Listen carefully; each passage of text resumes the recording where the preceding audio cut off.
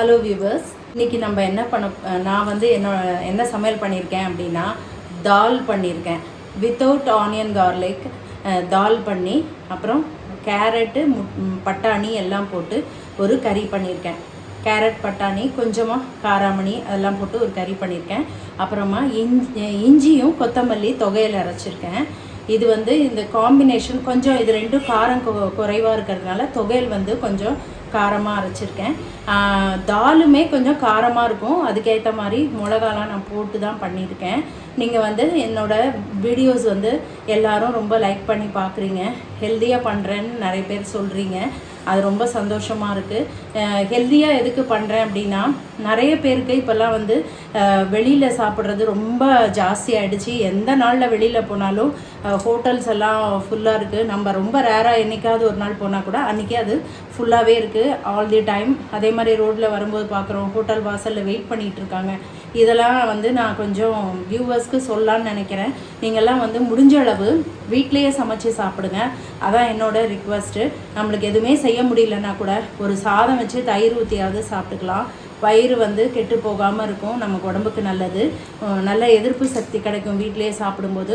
நம்ம வந்து இந்த மாதிரி ரெகுலர் டேஸில் நல்ல ஃபுட்டாகவே சாப்பிட்டுட்டு வந்தோன்னா சடனாக இந்த மாதிரி கோவிட் அந்த மாதிரி என்ன வரும் அப்படின்னே தெரியல இல்லையா? ஸோ அப்போ அந்த மாதிரி ஏதாவது நமக்கு ஹெல்த் இஷ்யூஸோ இல்லை ஏதாவது ஒரு வைரஸோ வரும்போது நமக்கு வந்து ரொம்ப இந்த உடம்புல எதிர்ப்பு சக்தி இருக்கும், தாங்கக்கூடிய சக்தி இருக்கும் நம்மளுக்கு.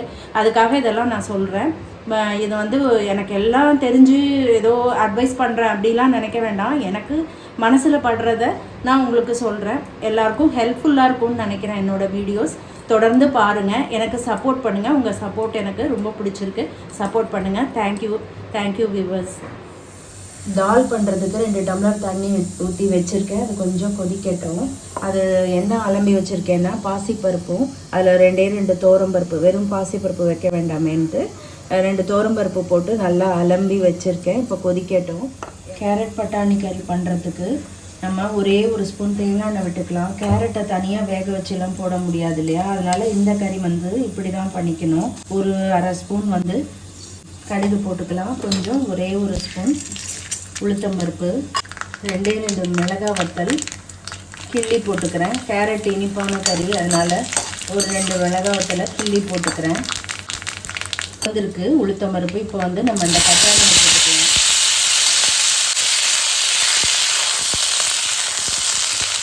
பட்டாணி போட்டு கொஞ்சம் மஞ்சள் பொடி. இது எப்போவுமே இந்த பட்டாணியை நம்ம வந்து ஆயிலில் போட்டு இப்படி ஒரு தடவை ஃப்ரை பண்ணி வச்சுட்டோம்னா கொஞ்சம் ஈஸியாக வெந்துடும். அதுக்கப்புறம் கேரட், நிறைய கேரட் நறுக்கி வச்சுருக்கேன். குழந்தைங்கள்லாம் இருக்காங்க, அதனால் எல்லாருக்கும் தேவைப்படும். கிட்டத்தட்ட ஒரு கிலோ கேரட் நறுக்கி வச்சுருக்கேன், அதையும் நான் போட்டுக்கிறேன். அப்புறம் ஒரு கைப்பிடி அளவுக்கு காராமணி.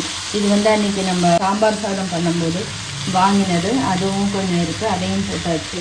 இப்போ இதுக்கு வாட்டர் வந்து இப்படி ஸ்ப்ரிங்கிள் பண்ணால் போதும். ஒரு 2 தடவை ஸ்ப்ரிங்கிள் பண்ணி அடுப்பை வந்து சிம்மில் வச்சுக்கலாம். அடுப்பை வந்து இப்போது மூடி வச்சு அப்படியே அடுப்பை சிம்மில் வச்சு இது ஆகிட்டு இருக்கட்டும். அந்த பாசிப்பருப்பு இது நான் தண்ணி நல்லா சூடாக இருக்குது போட்டிருக்கேன். இந்த அளவு கட்டி பெருங்காயம் போட்டிருக்கேன். கொஞ்சமாக இதுலேயே மஞ்சள் பொடி, ஒரே ஒரு ஸ்பூன் நல்லெண்ணெய், இது போட்டு நம்ம இது கொஞ்சம் நேரம் வேகட்டும். ஜம்முன்னு வெந்திருக்கு. இப்போ வந்து இதுக்கு தேவையான அளவு உப்பு போட்டுக்கலாம். இந்த அளவு உப்பு போட்டு நம்ம இப்போ திருப்பி விட்டுடலாம்.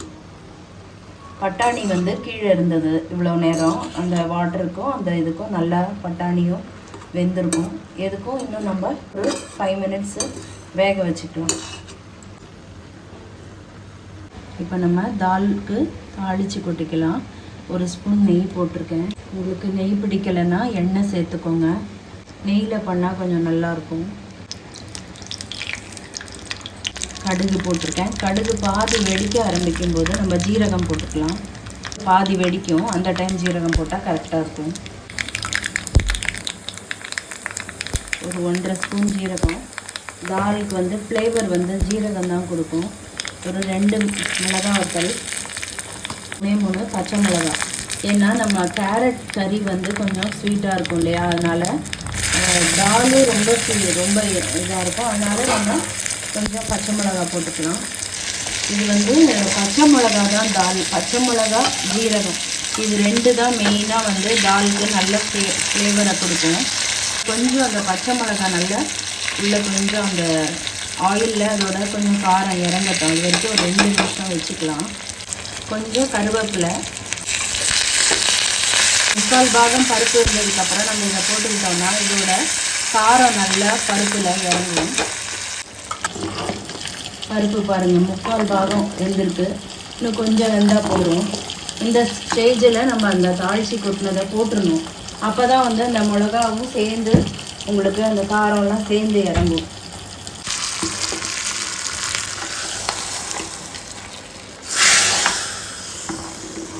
இப்போ இதில் நம்ம என்னெல்லாம் போட்டிருக்கோம்னா பெருங்காயம், மஞ்சள் பொடி, நல்லெண்ணெய் வேகும்போது போட்டிருக்கேன். அது எப்போவுமே போடுவேன் எல்லா பருப்புக்கும் வேகும்போது. இந்த மாதிரி மலர்ந்த மாதிரி வெந்திருக்கு பார்த்தீங்களா, இந்த அளவில் தான் நம்ம அதை வந்து ஆக்சுவலி ஆஃப் பண்ணணும். இன்னும் இந்த மிளகா போட்டதுனால ஒரு கொதி வரட்டும், அந்த மிளகாவோட காரமும் இறங்கும். இது வந்து தால் கூட கேரட் பண்ணியிருக்கேன் அப்படின்னு சொல்லி நீங்கள் நினைக்க வேணாம். நான் வந்து இதோட காம்பினேஷன் ரொம்ப நல்லாயிருக்கும், உடம்புக்கு ரொம்ப ஹெல்தி. இந்த தால் வந்து அந்த மிளகா காரம்லாம் இறங்கி ரொம்ப நல்லாயிருக்கும். இது வந்து ஈவன் சப்பாத்திக்கு கூட சூப்பராக இருக்கும்.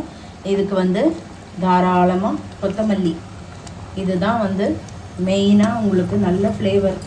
ஜீரகம், பச்சை மிளகா, கொத்தமல்லி இது வந்து இம்பார்ட்டண்ட்டாக இதுக்கு வேணும். இப்போ இது ஃபுல்லாக இந்த அளவு.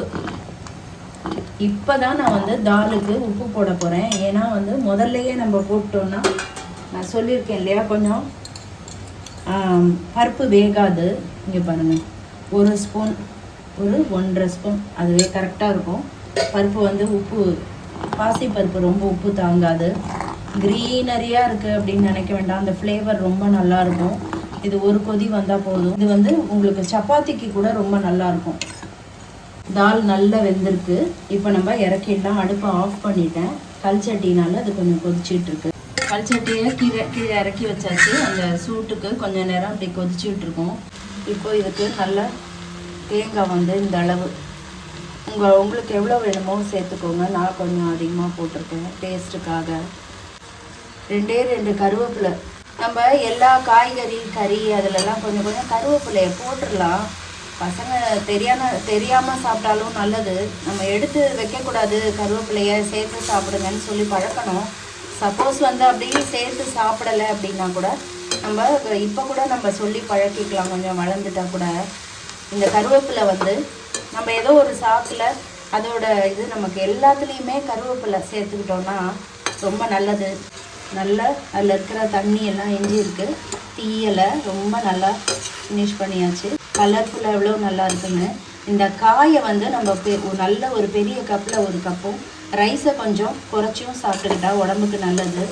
இன்றைக்கி எங்கள் வீட்டில் என்ன சமையல் அப்படின்னா, கேரட், பட்டாணி, கொஞ்சோண்டு காராமணி போட்டு தேங்காய் போட்டு இந்த கறி, தால் பாருங்கள். ரொம்ப குழையக்கூடாது. பாசிப்பருப்பு ரொம்பவுமே குழஞ்சிட்டா சாப்பிட பிடிக்காது யாருக்குமே.